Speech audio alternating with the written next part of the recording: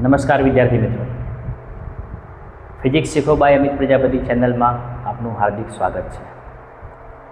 વિદ્યાર્થી મિત્રો, આજે આપણે જોવા જઈ રહ્યા છીએ વિદ્યુત ડાયપોલની વિષુવરેખા ઉપર એટલે કે લંબ દ્વિભાજક ઉપર વિદ્યુત ક્ષેત્રનું સૂત્ર. વિદ્યાર્થી મિત્રો, એક ખાસ બાબત જણાવવાની કે આજે જે પણ ટૉપિક આપણે જોવા જઈ રહ્યા છીએ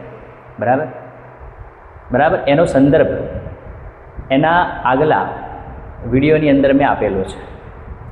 તો મહેરબાની કરીને જો તમારે વધારે સારી રીતે સમજવું હોય તો આગલો વિડીયો જોજો અને વિદ્યુત ડાયપોલ વિશેની થોડી માહિતી થોડી પાકી કરી લેજો, એટલે હવે પછીના આ વિડીયોની અંદર તમને વધારે મજા આવશે. ચિંતા કરવાની બિલકુલ જરૂર નથી. 12માની બોર્ડની પરીક્ષા માટે ખૂબ અગત્યનો ટૉપિક છે વિદ્યુત ડાયપોલ અને વિદ્યુત ડાયપોલની અક્ષ ઉપર વિદ્યુત ક્ષેત્ર અને વિદ્યુત ડાયપોલની વિષુવરેખા ઉપર વિદ્યુત ક્ષેત્ર. તો ચલો દરેક વિદ્યાર્થી આ બાજુ ધ્યાન આપશે. ચલો હવે વિદ્યાર્થી મિત્રો, પહેલાં થોડીક હાઇલાઇટ આપી દઈએ વિદ્યુત ડાયપોલની, જેથી કરીને તમારા માઇન્ડમાં જે કોન્સેપ્ટ અધૂરો હોય બરાબર તો એ પૂર્ણ થાય. તો વિદ્યુત ડાયપોલ એટલે શું? આપણે વાત કરી હતી કે વિદ્યુત ડાયપોલ એટલે બે વીજભાર હોય, એક ઋણ વીજભાર હોય, એક ધન વીજભાર હોય અને બે વિદ્યુતભારો વચ્ચેનું અંતર 2a હોય. બરાબર? બે વીજભાર હોય, કેવા હોય? સમાન મૂલ્યના હોય અને કેવા હોય? વિજાતીય, એટલે કે જુદા જુદા હોય. સમાન મૂલ્યના હોય અને વિજાતીય વિદ્યુત ભારોથી બનેલા તંત્રને શું કહેવાય? વિદ્યુત ડાયપોલ. બરાબર? અને એના ઉપરથી આપણે ડાયપોલ મોમેન્ટ, દ્વિધ્રુવી ચાકમાત્રાની વ્યાખ્યા વાત કરી હતી કે દ્વિધ્રુવી ચાકમાત્રા કે ડાયપોલ મોમેન્ટ એટલે શું? P બરાબર Q ઇન્ટુ 2a. બરાબર? ડાયપોલ મોમેન્ટ સદિશ રાશિ છે અને તેની દિશા કઈ બાજુ હોઈ શકે? તો માઇનસથી પ્લસ તરફ ડાયપોલ મોમેન્ટ હોય છે. તો વિદ્યાર્થી મિત્રો, આ કોન્સેપ્ટ આપણે આગલા વિડીયોની અંદર જોયો છે. જો કોઈને અધૂરો રહ્યો હોય તો એને પૂરો કરી લેવો. બરાબર? આગલા વિડીયોમાં જઈને એને કોન્સેપ્ટને ક્લિયર કરી લેવો. બરાબર? જેથી કરીને મનમાં કોઈ પ્રશ્ન ના રહે. બરાબર? છતાં પણ જો મનમાં કોઈ પ્રશ્ન રહે તો વિદ્યાર્થી મિત્રો, ચિંતા કરવાની બિલકુલ જરૂર નથી.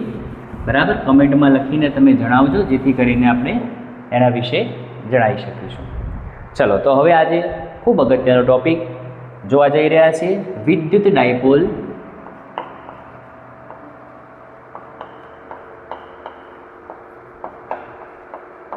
વિદ્યુત ડાયપોલની વિષુવરેખા પર વિદ્યુત ક્ષેત્ર.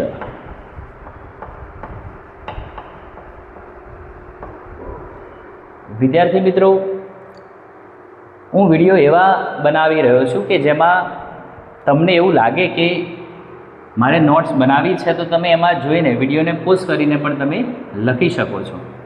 એટલે બોર્ડની પરીક્ષામાં થિયરી લખવાની જે ચોકસાઈ હોવી જોઈએ બરાબર, એ તમને આના ઉપરથી ખ્યાલ આવી જશે કે કેવી રીતે મારે લખવું છે. ચલો, હવે વિદ્યુત ડાયપોલની વિષુવરેખા ઉપર વિદ્યુત ક્ષેત્ર મેળવવું છે મારે. તો પહેલાં આપણે સમજીશું કે વિદ્યુત ડાયપોલની વિષુવરેખા એટલે શું. બરાબર? પહેલાં આપણને ક્લિયર હોવું જોઈએ ને કે મારે વિદ્યુત ડાયપોલની વિષુવરેખા ઉપર વિદ્યુત ક્ષેત્ર શોધવું છે. તો પહેલાં આપણે એ સેટ કરી લઈએ કે વિદ્યુત ડાયપોલની વિષુવરેખા કોને કહેવાય. તો વિદ્યુત ડાયપોલની વિષુવરેખા આપણે કહીશું. પહેલાં આપણે વિદ્યુત ડાયપોલને અહીંયા મૂકી દઈએ, પ્લસ Q વિદ્યુતભાર અને માઇનસ Q વિદ્યુતભાર. બે વિદ્યુતભારો વચ્ચેનું અંતર 2a. બરાબર?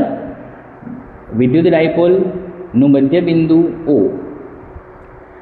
હવે વિદ્યુત ડાયપોલની વિષુવરેખા એટલે મિત્રો વિદ્યુત ડાયપોલનો લંબ દ્વિભાજક, આને કહેવાય વિષુવરેખા. આજે મેં વિદ્યુત ડાયપોલનો એક લંબ દ્વિભાજક દોર્યો છે. બરાબર? વિષુવરેખા ઉપર વિદ્યુત ક્ષેત્ર એટલે લંબ દ્વિભાજક પર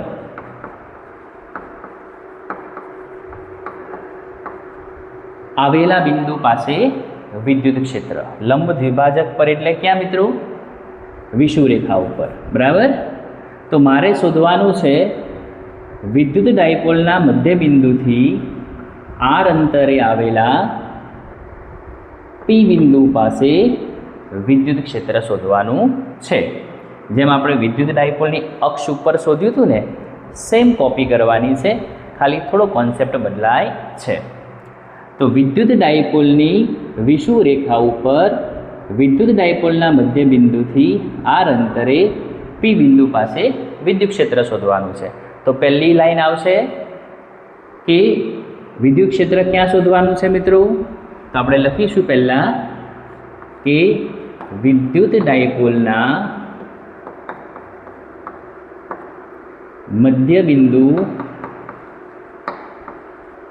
O થી કેટલા અંતરે છે? r અંતરે. તો r અંતરે આવેલા બિંદુ P પાસે વિદ્યુત ક્ષેત્ર શોધવું છે. બરાબર. આકૃતિમાં દર્શાવ્યા અનુસાર વિદ્યુત ડાયપોલના મધ્ય બિંદુથી r અંતરે P બિંદુ પાસે વિદ્યુત ક્ષેત્ર શોધવું છે. બરાબર. હવે આપણને ખબર છે કે વિદ્યુત ડાયપોલમાં કેટલા વિદ્યુત ભારો છે? 2 વિદ્યુત ભારો છે. એક ધન વિદ્યુત ભાર છે અને બીજો ઋણ વિદ્યુત ભાર છે. હે ને? તો એનો મતલબ એવો થયો કે મારે P બિંદુ પાસે વિદ્યુત ક્ષેત્ર શોધવું છે. તો 2 વિદ્યુત ભારોનું મને અહીંયા વિદ્યુત ક્ષેત્ર મળશે. જો એક વિદ્યુત ભાર હોય અને તેનાથી r અંતરે કોઈ બિંદુ પાસે વિદ્યુત ક્ષેત્ર શોધવું હોય તો આપણી પાસે કયું ઇક્વેશન છે? kq ભાગ્યા r². બરાબર. અને જે બિંદુ પાસે આપણે વિદ્યુત ક્ષેત્ર શોધીએ છીએ તે આપણે શું વિચારીએ છીએ? એકમ ધન વિદ્યુત ભાર. આ ખાસ આપણે યાદ રાખવાનું છે. ગઈ વખતે વિડીયોમાં પણ મેં આ જ બાબતને ખાસ હાઇલાઇટ કરી હતી કે જે વિદ્યુત ભારથી જે બિંદુ પાસે વિદ્યુત ક્ષેત્ર શોધવાનું છે ત્યાં આપણે શું વિચારવાનું છે? એકમ ધન વિદ્યુત ભાર વિચારવાનું છે. બરાબર. મૂકવાનું નથી, ત્યાં આપણે મૂકવાનું નથી, પણ ત્યાં છે એવું આ વિદ્યુત ભાર દ્વારા બળ લગાડીને આપણે વિચારવાનું છે. ચલો, તો હવે પહેલી બાબત છે કે પ્લસ ક્યુ વિદ્યુત ભારથી મને P બિંદુ પાસે વિદ્યુત ક્ષેત્ર મળશે, માઇનસ ક્યુ વિદ્યુત ભારથી P બિંદુ પાસે વિદ્યુત ક્ષેત્ર મળશે. એટલે 2 વિદ્યુત ક્ષેત્ર મને અહીંયા મળશે અને બંનેનો ભેગો સરવાળો થશે. પણ અગત્યની બાબત એ છે કે આપણે તો ડિસ્ટન્સ કયું લીધું છે? O થી r અંતર લીધું છે. આનું ડિસ્ટન્સ તો આપણે લીધું નથી. તો આપણે શું કરીશું? મારે r ડિસ્ટન્સ લેવું પડે. તો આપણે અહીંયાથી ડિસ્ટન્સ લઈ લઈશું કે પ્લસ ક્યુ વિદ્યુત ભારથી આનું ડિસ્ટન્સ કેટલું થશે? બરાબર. એ જ રીતે માઇનસ ક્યુ વિદ્યુત ભારથી આનું ડિસ્ટન્સ કેટલું થશે એ આપણે ચેક કરી લઈએ. બરાબર. તો જુઓ, અહીંયા તમે જોઈ શકો છો કે 2 વિદ્યુત ભારો વચ્ચેનું અંતર કેટલું છે? 2a. આ 2 વિદ્યુત ભારો વચ્ચેનું અંતર 2a છે. તો અહીંયાથી આનું અંતર કેટલું થશે? a થશે. અહીંયાથી આનું અંતર પણ કેટલું થશે? a થશે. બરાબર છે. આમાં કોઈ કન્ફ્યુઝન નથી. બરાબર. ચલો, તો હવે આ જે બાજુ છે એ બાજુનું માપ કેટલું થાય તમે સમજી શકો છો. ચલો, આનું નામ આપી દઈએ આપણે a, આનું નામ આપી દઈએ b. બરાબર. તો હવે તમે સમજો કે આ બાજુનું માપ કેટલું થશે? તો તમને ખબર છે ગણિતનો નિયમ, પાયથાગોરસનો પ્રમેય, કર્ણનો વર્ગ બરાબર 2 બાજુના વર્ગનો સરવાળો. એનો મતલબ શું થયો?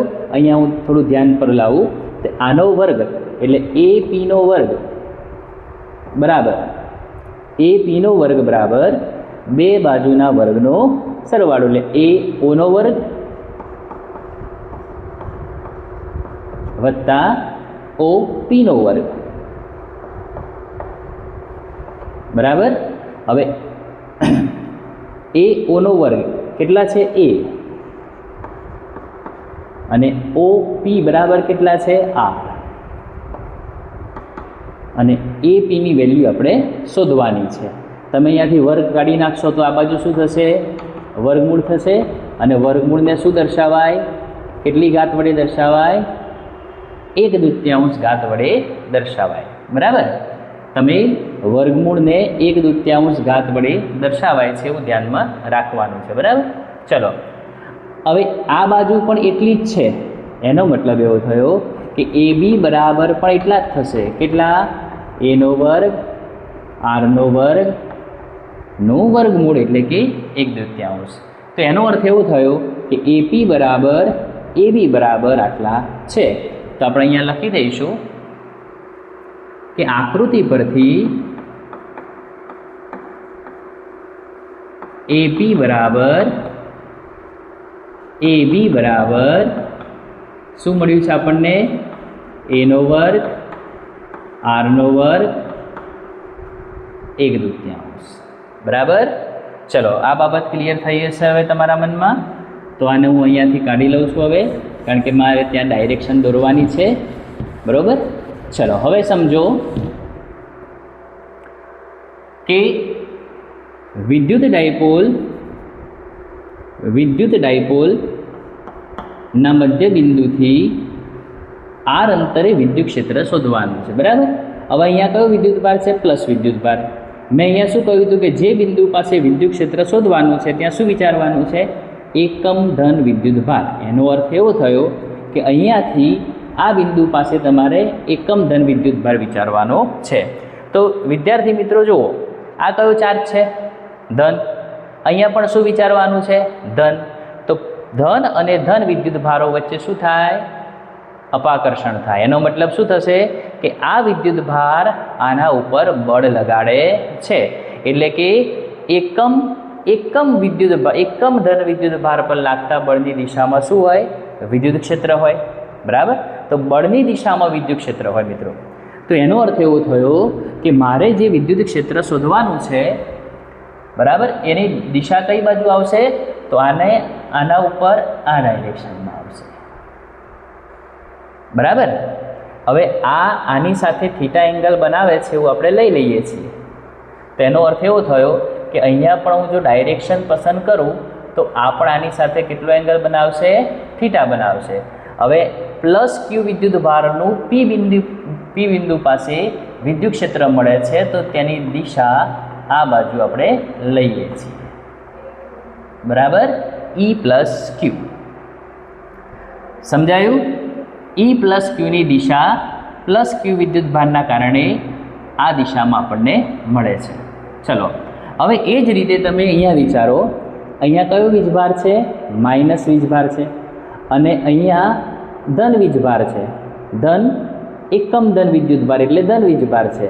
તો બંને વચ્ચે શું થાય? આકર્ષણ થાય. આ વિદ્યુતભાર અહીંયા આવેલા વિદ્યુતભારને પોતાની તરફ આકર્ષે છે, તો આની ડાયરેક્શન આ બાજુ આવશે.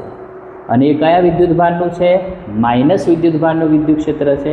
તેના માટે આપણે લખીશું E-Q. બરાબર, અને એ પણ આની સાથે એંગલ બનાવે છે થીટા. તો વિદ્યાર્થી મિત્રો, આપણે 11મા ધોરણમાં ભણી ગયા છીએ કે કોઈ સદિશ કોઈની સાથે, એટલે કોઈ અક્ષ સાથે કે કોઈ બીજા સદિશ સાથે જ્યારે ખૂણો બનાવે ત્યારે એનું 2 ભાગમાં વિભાજન થાય છે. આવું તમે 11મા ધોરણની અંદર ભણ્યા છો, હે ને? જો અહીંયા હું હાઇલાઇટ કરું છું કે દાખલા તરીકે આની સાથે એંગલ બનાવે છે અને આ સદિશ છે. તો આપણે 11મા ધોરણમાં શું ભણે? સમતલમાં સદિશનું વિભાજન. એ આની સાથે એંગલ બનાવે છે એટલે આ કયો ઘટક થયો? A cos theta. અને એનો લંબ ઘટક કયો થયો? A sin theta. બરાબર, તો અહીંયા તમે જુઓ E+Q સદિશ જે છે આની સાથે થીટા એંગલ બનાવે છે.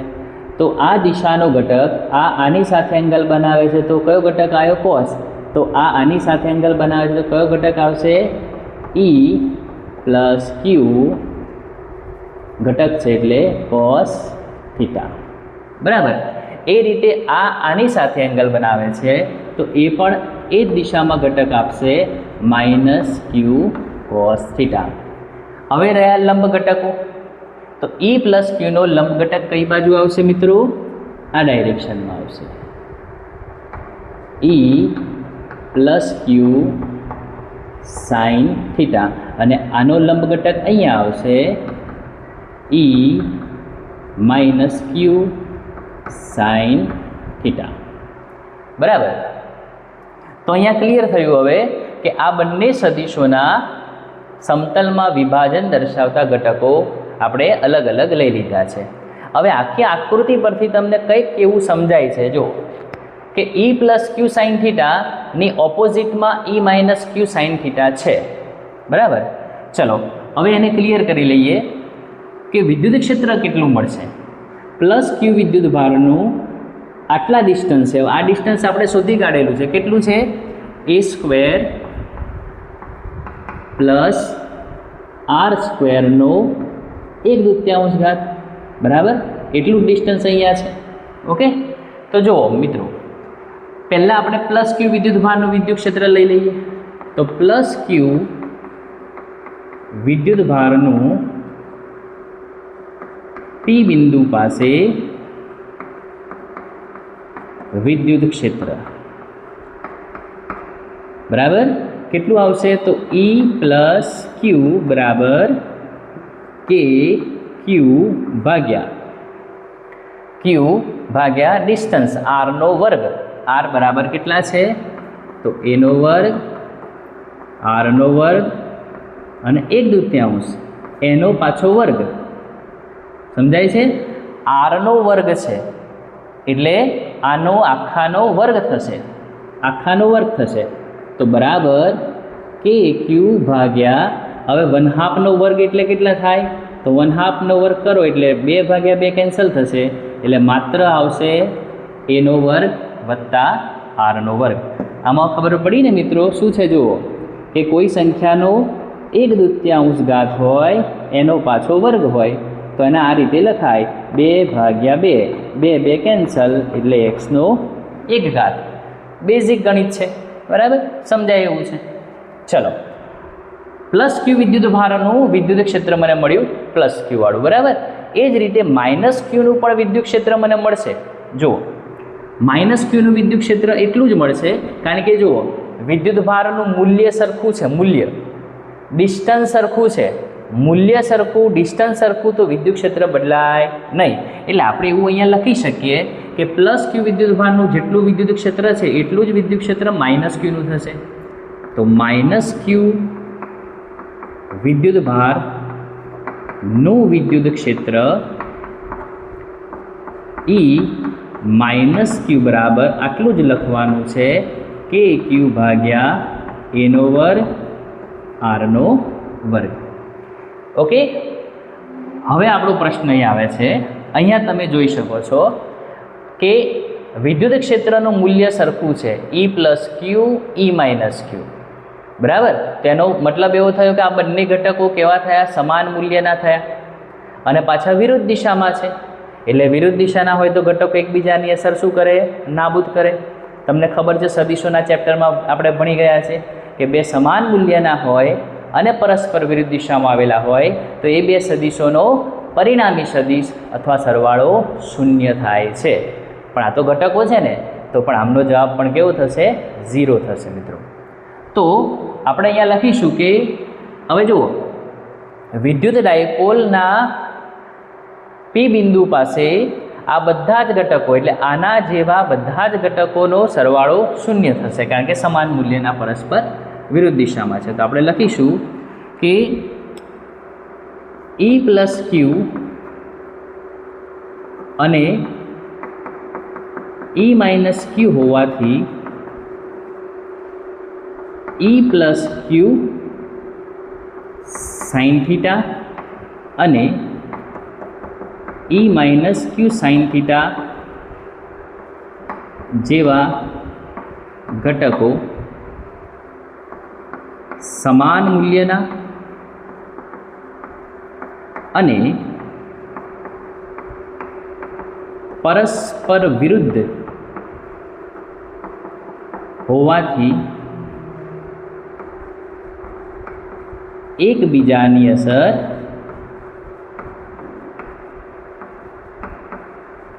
નાબૂદ કરે છે. બરાબર. તો એનો અર્થ શું થયો કે પી બિંદુ પાસે સાઇન થીટા ઘટકોની અસર કેન્સલ થઈ ગઈ. તો હવે વધ્યા કયા? E પ્લસ ક્યુ કોસ થીટા, E માઇનસ ક્યુ cos θ અને બંને ઘટકો પાછા એક જ દિશામાં છે, આની જેમ ઓપોઝિટ તો છે નહીં, એનો મતલબ આ બંનેનો શું થશે? સરવાળો થશે, બરાબર? તો અહીંયા તમે જુઓ પરિણામી વિદ્યુત ક્ષેત્ર શેના કારણે મળશે? તો માટે પરિણામી વિદ્યુત ક્ષેત્ર વિદ્યુત ડાયપોલના મધ્ય બિંદુથી પરિણામી વિદ્યુત ક્ષેત્ર E r અંતરે બંને ઘટકોના સરવાળાના કારણે મળશે E પ્લસ ક્યુ કોસ થીટા, બરાબર, અને પ્લસ E માઇનસ ક્યુ કોસ થીટા, બરાબર. હવે આ બંને તમે જોઈ શકો છો કે આ બંને ઘટકોની દિશા કઈ બાજુ છે? તો વિદ્યુત ડાયપોલમાં ડાયપોલ મોમેન્ટની દિશા કઈ બાજુ હોય? હંમેશા કઈ બાજુ હોય? ઋણથી ધન, આ બાજુ હોય. એટલે વિદ્યુત ડાયપોલની દિશા આ બાજુ છે મિત્રો, આ બાજુ, બરાબર, P. અને આ બંને ઘટકોની દિશા કઈ છે? આની વિરુદ્ધ છે. ડાયપોલ મોમેન્ટ આ દિશામાં છે, આ દિશામાં, અને આ બંને ઘટકો આ દિશામાં છે. એનો અર્થ શું થયો? કે બંને ઘટકો ડાયપોલ મોમેન્ટની વિરુદ્ધ દિશામાં છે, અને વિરુદ્ધ દિશા હોય તો આપણે આગળ શું કરીએ છીએ? માઇનસની નિશાની મૂકીએ છીએ. તો આ એવું દર્શાવે છે કે પરિણામી વિદ્યુત ક્ષેત્ર કોસ થીટા ઘટકોના સરવાળાના કારણે મળે છે, અને આ બંનેની દિશા ડાયપોલ મોમેન્ટની વિરુદ્ધ દિશામાં છે, જે મેં માઇનસ દર્શાવ્યું છે, બરાબર. તો હવે આ બંનેનો સરવાળો કરીશું. હવે અહીંયા કન્ડિશન તમે લખેલી છે, જુઓ કે E પ્લસ ક્યુ અને E માઇનસ ક્યુ, અથવા આપણે લખીએ કે E પ્લસ ક્યુ બરાબર E માઇનસ ક્યુ હોવાથી બંનેનું મૂલ્ય કેવું છે? સરખું છે. બંનેનું મૂલ્ય સરખું છે, તો આ બંનેનો શું થશે? સરવાળો. કેટલા ટાઈમ થશે? 2 ટાઈમ. E પ્લસ ક્યુ કોસ થીટા પી કેપ, અને માઇનસની નિશાની આગળ. સમજાયું? આ સ્ટેપમાં શું કર્યું મેં? આ બંનેનો સરવાળો થયો. કેમ સરવાળો થયો? કારણ કે આ બંનેની વેલ્યુ સરખી છે. E પ્લસ ક્યુ, E માઇનસ ક્યુ. હવે E પ્લસ ક્યુ બરાબર તમે આ લો, અથવા આના બરાબર આ લો, તો બંનેનો સરવાળો થશે 2, બરાબર. તો 2E પ્લસ ક્યુ કોસ થીટા પી કેપ. ચલો હવે અહીંયા સ્ટેપ, અગત્યનું સ્ટેપ છે, જુઓ કે વિદ્યાર્થી મિત્રો E પ્લસ ક્યુની વેલ્યુ તો આપણને ખબર છે, પણ કોસ થીટાની વેલ્યુ કેટલી છે? તો અહીંયા આકૃતિ પરથી તમે જોઈ શકો છો કે કોસ થીટા બરાબર પાસેની બાજુ એટલે કે A ભાગ્યા કર્ણ એટલે આ, બરાબર. તો આપણે અહીંયાથી લખીશું કે આકૃતિ પરથી શું જાણવા મળ્યું તમને? કે અહીં કોસ થીટા બરાબર A ભાગ્યા R બરાબર, આરની વેલ્યુ તો તમને ખબર છે, A ભાગ્યા એટલે પાસેની બાજુ ભાગ્યા કર્ણ, કર્ણ એટલે A નો વર્ગ વત્તા R નો વર્ગ નો 1/2 ઘાત. તો એ વેલ્યુ આપણે અહીંયા મૂકી દઈશું, અને E પ્લસ ક્યુનું મૂલ્ય અહીંયા મૂકી દઈશું. તો શું આવશે? જો E R અંતરે વિદ્યુત ક્ષેત્ર બરાબર માઇનસ 2 E પ્લસ ક્યુનું મૂલ્ય કેટલું છે? KQ અપન A square plus R square, અને કોસ થીટા બરાબર કેટલા છે? તો A ભાગ્યા A સ્ક્વેર વત્તા R સ્ક્વેર નો 1/2 ઘાત, બરાબર. આપણે આનું મૂલ્ય મૂકી દીધું, આનું મૂલ્ય મૂકી દીધું, અને બંનેનો ગુણાકાર. તો બરાબર માઇનસ, આને હું આગળ લઈ લઉં 2A, ક્યુને અહીંયા લઈ લઉં, કેને અહીંયા લઈ લઉં, આને ખાલી ઉલટ સુલટ કર્યા, બરાબર. ચલો હવે આ બંનેનો ગુણાકાર કેટલો થશે? તો A નો વર્ગ વત્તા R નો વર્ગ એટલે અહીંયા કેટલા કહેવાય? 1, અને અહીંયા 1/2 ઘાત. હવે તમને ખબર છે કે ગુણાકારમાં ઘાતાંકોનો સરવાળો થાય, ગુણાકારમાં ઘાતાંકોનો સરવાળો થાય. 1 વત્તા 1/2, 1 વત્તા 1/2 એટલે કેટલા થાય? 2 × 2 ને 1 3. તેનો મતલબ થયો A નો વર્ગ R નો વર્ગ નો 3/2 ઘાત અને એકમ સદિશ છે પી કેપ. ચલો હવે તમને ખબર છે કે આ જે મેં લખ્યું છે 2a ઇન્ટુ ક્યુ એ તો શું છે? ડાયપોલ મોમેન્ટ છે. આપણે ગયા વિડીયોમાં જોયું છે. તો પી બરાબર 2a ઇન્ટુ ક્યુ હોવાથી હવે આ તમારે જરૂર નથી, તો આપણે આને રિમૂવ કરી દઈએ અહીંયાથી.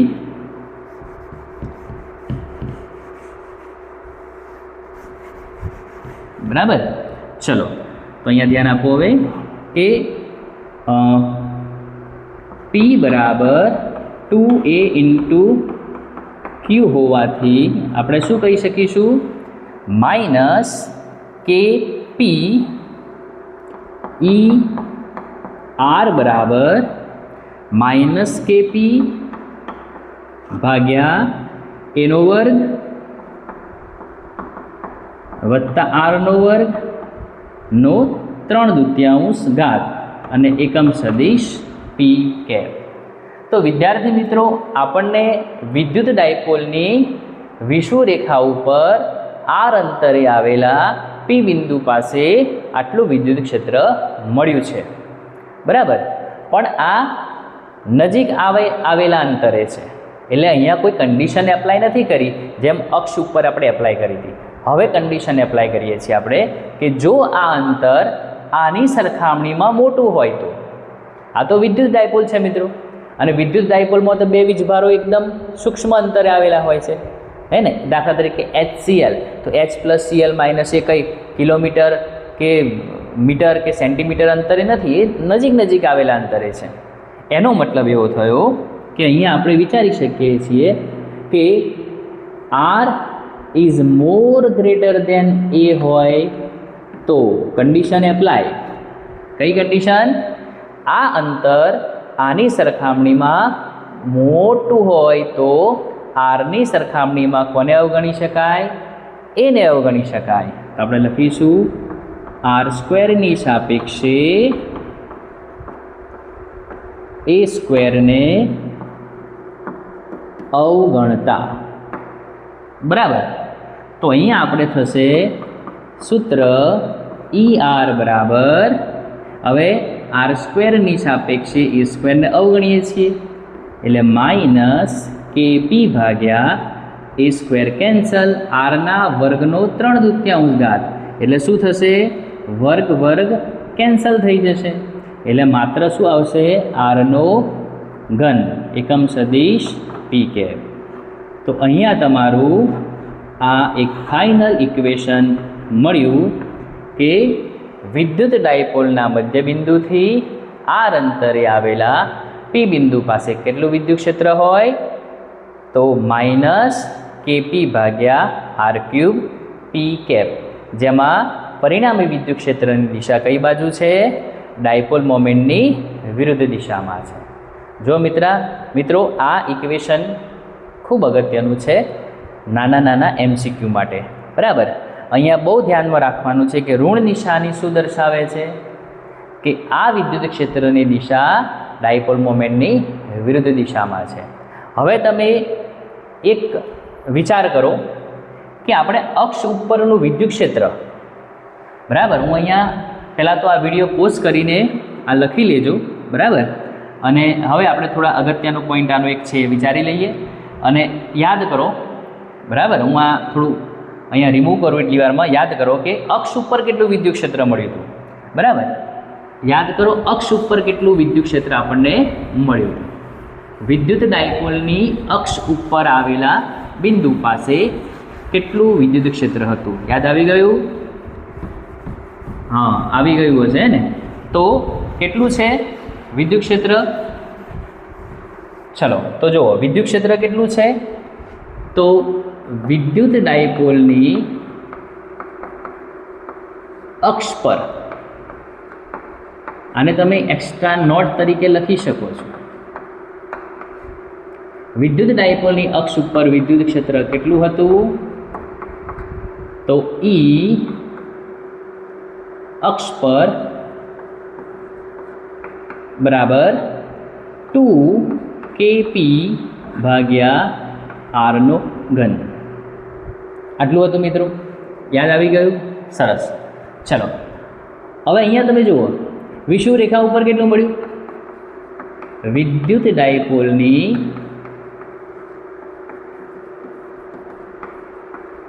વિષુવ રેખા એટલે કે લંબ દ્વિભાજક પર કેટલું વિદ્યુત ક્ષેત્ર મળ્યું? તો E વિષુવ રેખા પર, હવે હું મૂલ્ય લખું છું મિત્રો, ધ્યાન રાખો, મૂલ્ય લખું છું, માઇનસની નિશાની નહીં લેવાની. તો Kp/r³. હવે બંને વચ્ચેનું કમ્પેરિઝન કરો, શું થાય છે? એક સરસ મજાનું MCQ બને છે. જુઓ, અક્ષ ઉપર આવેલા બિંદુ પાસે વિદ્યુત ક્ષેત્ર કેટલું છે? 2Kp/r³.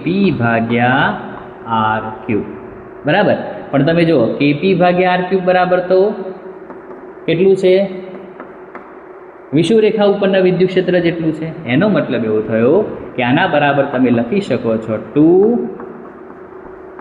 વિષુવ રેખા પર આવેલા બિંદુ પાસે.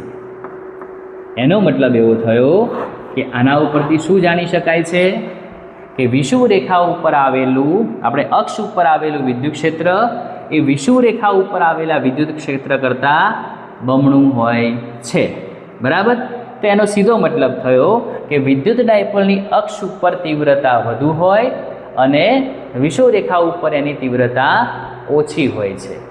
બરાબર. તો આપણે આના ઉપરથી 1 માર્કનો MCQ યાદ રાખી શકીએ, અને કોઈ ગણતરીવાળો MCQ હોય તો પણ આના ઉપરથી કેલ્ક્યુલેશન કરી શકીએ છીએ. જો તમને આ આપેલું હોય અને આ શોધવાનું હોય તો આરામથી શોધી શકો છો. બરાબર. તો આ થિયરી મોસ્ટ IMP છે, 3 માર્કની અંદર પૂછી શકાય એવી છે મિત્રો. આપણે બહુ ધ્યાનપૂર્વક લખવાનું છે. ફિઝિક્સની એક મર્યાદા છે મિત્રો કે કોઈ પણ થિયરીમાં ક્યારે પણ લખવામાં આળસ ના કરશો, કારણ કે દરેક સ્ટેપના માર્ક્સ હોય છે.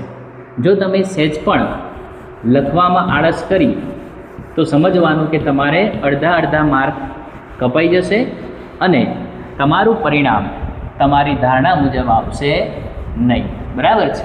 ચલો.